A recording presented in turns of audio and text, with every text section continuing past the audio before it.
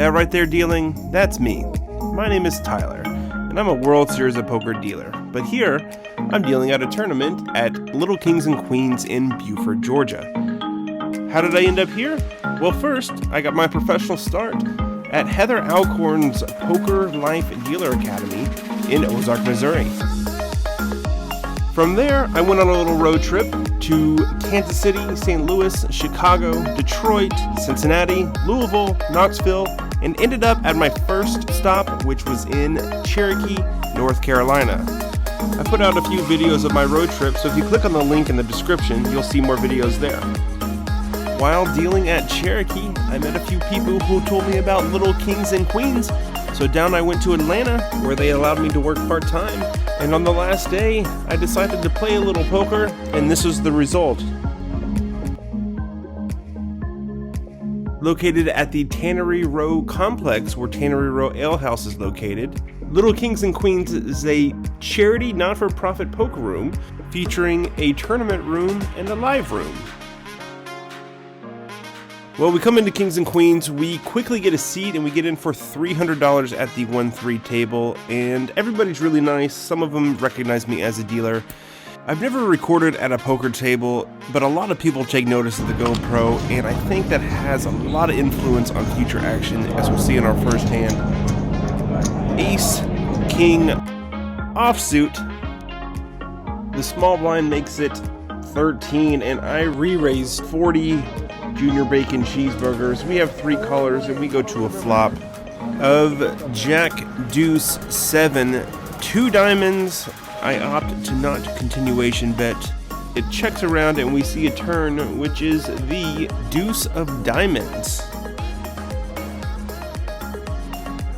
I, for whatever reason, grab some red placards, throw them in the middle, and the guy says raise. Yes, he raises to $125. I fold shortly thereafter, to which he says, just for your screen, and showed me his 10-8 offsuit. He did have a diamond flush draw and an inside straight draw. Would he have made that play without the camera present? I don't know. Regardless, he won the pot, and we move on to the next hand. We look down at Ace King offsuit here again. One behind the button. I opt to raise to a quarter, and we get 2 callers. Going to a flop of Jack 4, 10, 2 hearts. The first position does bet. He does have more chips than I do. He bets 30, and I quickly call with the player behind folding. So we're heads up to a turn, which brings the Jack of clubs. Is this a good card for me? Not really sure, but when he checks, I feel obligated to bet. I hate this because I have to focus on 2 different things. Alright. I win one. I have to bet this. 25. I said I have to bet this. If you were one of those storytellers and this is supposed to tell a story, I'm not sure what story I'm telling. He thinks about it for a few seconds and decides to muck his cards. He shows the 4-3 offsuit. He had a pair of 4s to go with his jacks, and I told him if he wanted to see my hand, he'd have to watch the vlog. But yeah, we take that one down, and that is our first pot of the day. Much later in the session, after going on a brief heater, we look down at Jack 9 of diamonds, and this leads into our biggest pot of the session. There is a straddle of 6, which I call. However, the straddler says no. He makes it 56. This is the perfect spot, and pro ICM, pro gamer move to fold. However, I am just picking up a stack of chips that I won from a previous rush. I'm feeling hot. The dopamine is kicking in. I cut out $50 more. I put it into the pot, and we go heads into a flop of 10, ace, 10, 2 spades, and I check. He checks quickly behind. The turn is an uneventful king of diamonds, to which I think, oh, great, I'll check again. He then throws in a bet of $75, and without really thinking, I quickly jump in, nearly beat him to the punt with a check raise to 150, thinking this is a strong move, but it's not so strong when he quickly pause as we go to a river. The river is the 5 of spades, and without thought thinking, I can represent so much. I put all of my chips in the pot. That's right, we go all in, all you can eat, all the marbles, all the moolah, it's all in the pot, and he does not insta-call. In fact, I gotta speed it up because he tanks, and I'm thinking the Taj, the Mirage, Johnny Chan, Phil Hellmuth, Daniel Negreanu, they have nothing on me. This bet is gonna get through. I'm gonna get my suite at the Aria, gonna play the high limit Bobby's room. Hello, darkness, my old friend. Rewind the tape.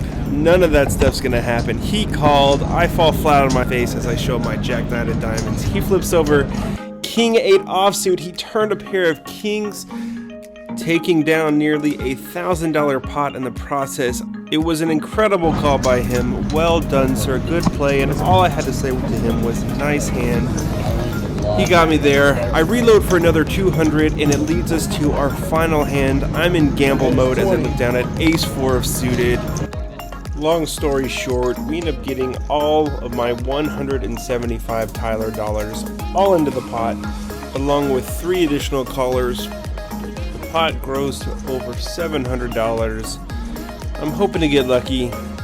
If I can find a way to scoop this pot, I'll be in Profitsville for the day. Come on, ace, 4 or clubs. The flop is great. It comes 5, 6, 7, 2 clubs, a straight draw, and a flush draw.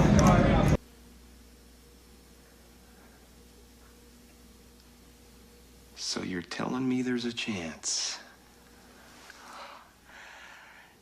Yeah! We've got ourselves a decent sweat here. We need a club, 3 or an 8. Here we go for the turn. The 9 of spades. We still have one more chance. Club or 3 is all we need. It's a 10 of hearts.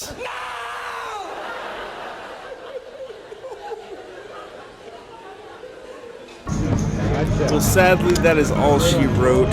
I end up with ace high and sheepishly flip it over. The winning hand is shown. Pocket queens takes this one down at over $700, and that concludes my time at Little Kings and Queens. A quick thank you to the players and staff of the Little Kings and Queens of Buford, Georgia. If you guys are in the area, go check it out. It's an awesome room with awesome staff, great nightly tournaments, awesome dealers, amazing environment. So check it out if you guys get the chance. My name is Tyler, and I appreciate you watching this video.